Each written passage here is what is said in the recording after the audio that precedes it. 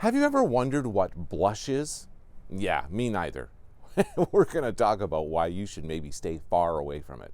Also, we're going to talk about a French winemaker who took winemaking to the next level. Also, what exactly is the average wine enthusiast drinking these days? We're going to be talking about all that and so much more on this episode of The Average Wine Enthusiast.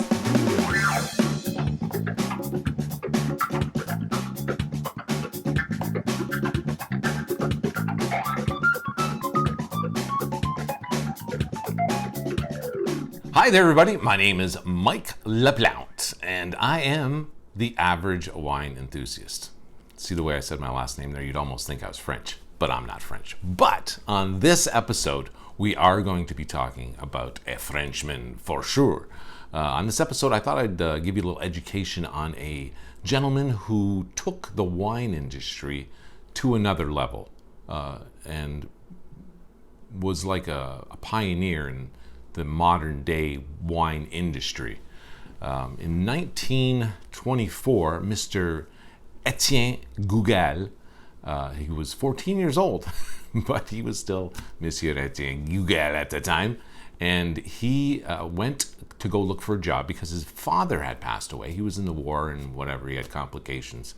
So Etienne had to go off on his own. I think he was from Lourdes in France, and he went to Côte-Rôtie, which, if you were to translate that, that's cooked slopes, basically. So that means it's probably a good place to grow stuff, right? The sun's shining on that south-facing slope there. But at that time, in 1924, when he went to go look for a job, most of the agriculture that was happening there was apricots.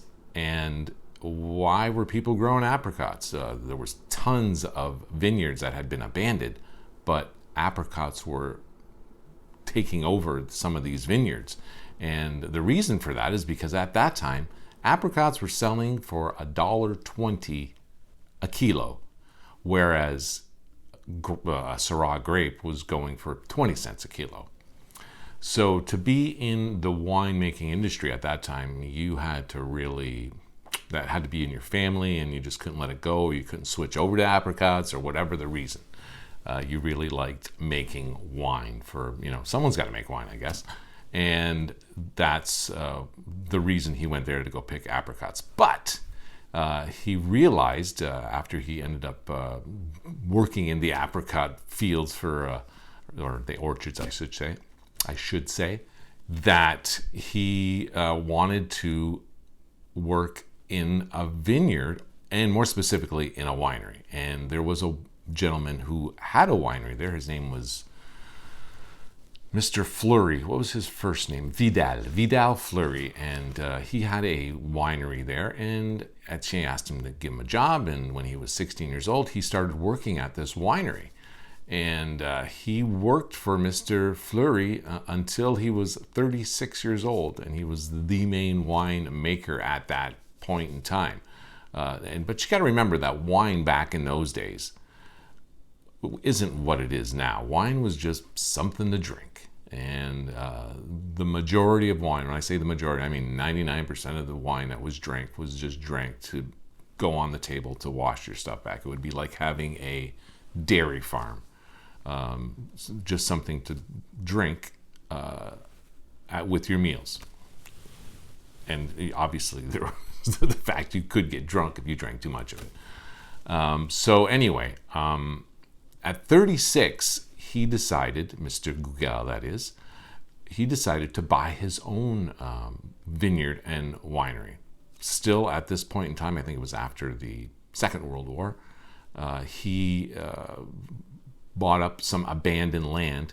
And the thing about a lot of the land in Côte-Rôtie is very steep. There are almost cliffs there, something like in Burgundy, where they to tend to the vineyards, they rappel down the cliffs and work it that way. I'm not sure that they do any rappelling in Côte-Rôtie, but it is very steep there as well. Not very easy to grow grapes or to harvest grapes, for that matter. So but this is where he decided to do it, and it turns out that those grapes produce some of the best wine in the world, and they figured that out in Burgundy as well. Why that is, I'm not sure. So Mr. Guigal started making this amazing wine, and people started recognizing him as making some of the best wine in France. Now, a lot of people will say that the reason Mr. Guigal got became as popular as he did was because of Mr. Robert Parker. He's a wine critic, and a lot of times wine critics have a lot to say because they put words on a piece of paper that are either derogatory or inflammatory or complimentary to a bottle of wine, and people take that to heart. And obviously, Mr. Parker was very fond of Mr. Guigal's Côte Rôtie wines.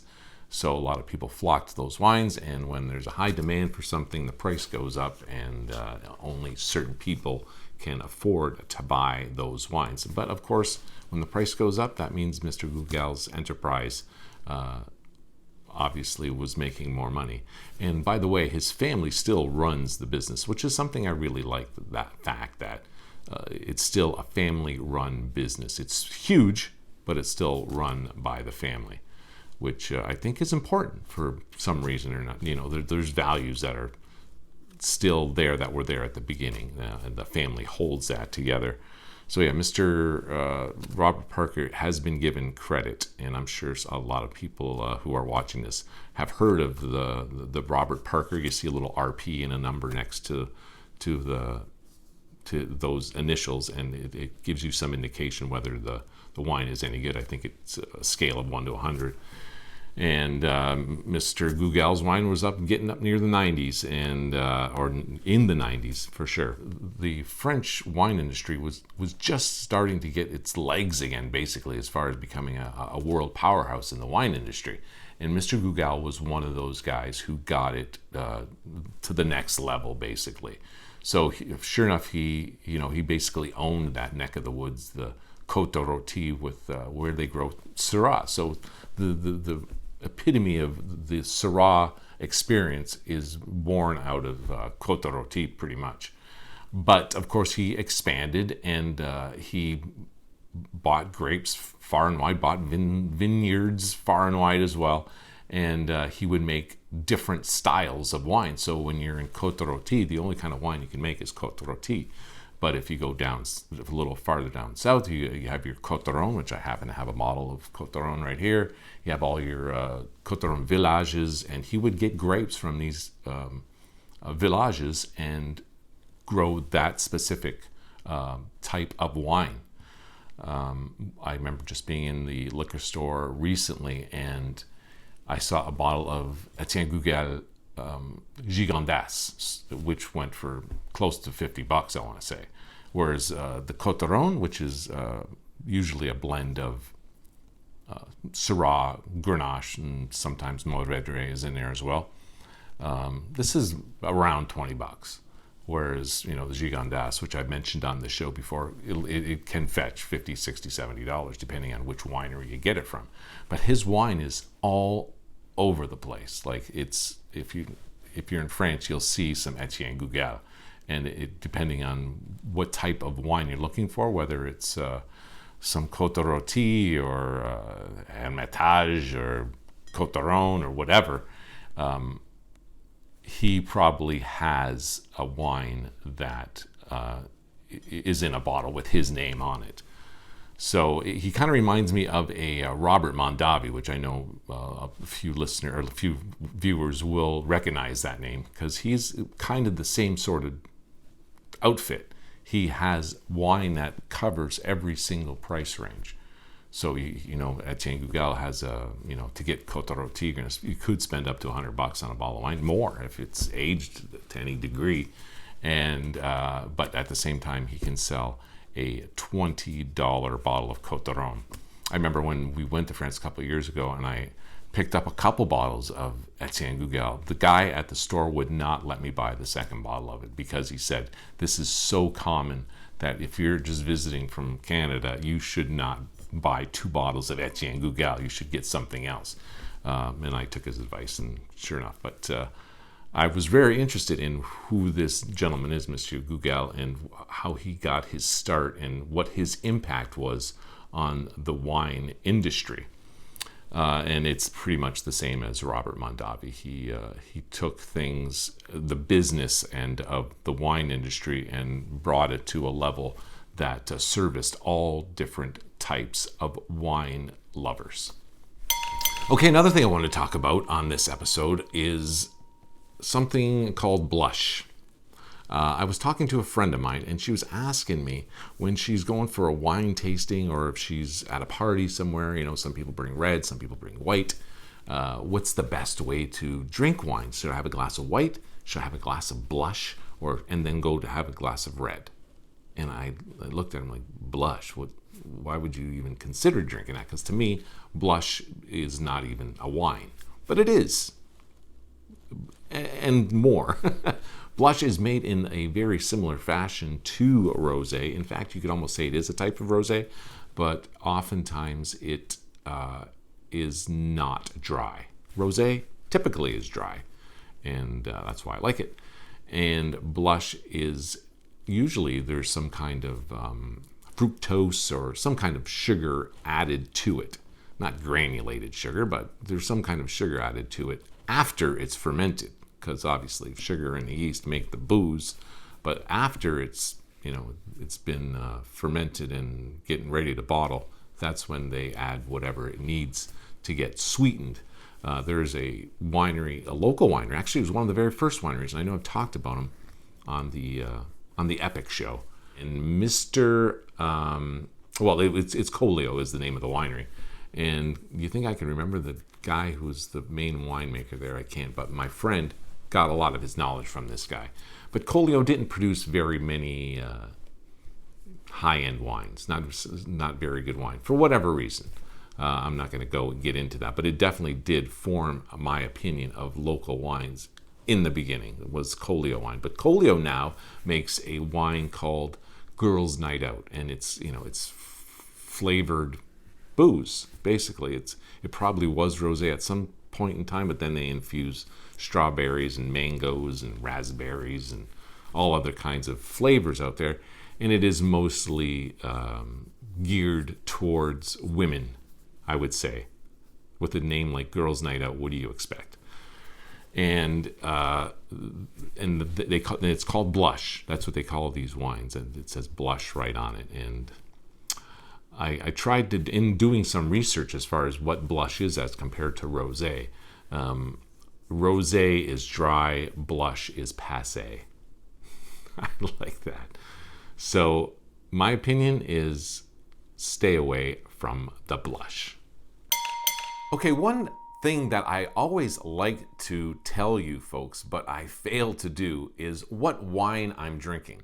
Oftentimes I hesitate to do this because the wines that I'm drinking may not be all that accessible, and if I'm talking to average wine enthusiasts, I want it to be, a wine that I know that you can get your hands on relatively easily, so that you can almost come across it accidentally.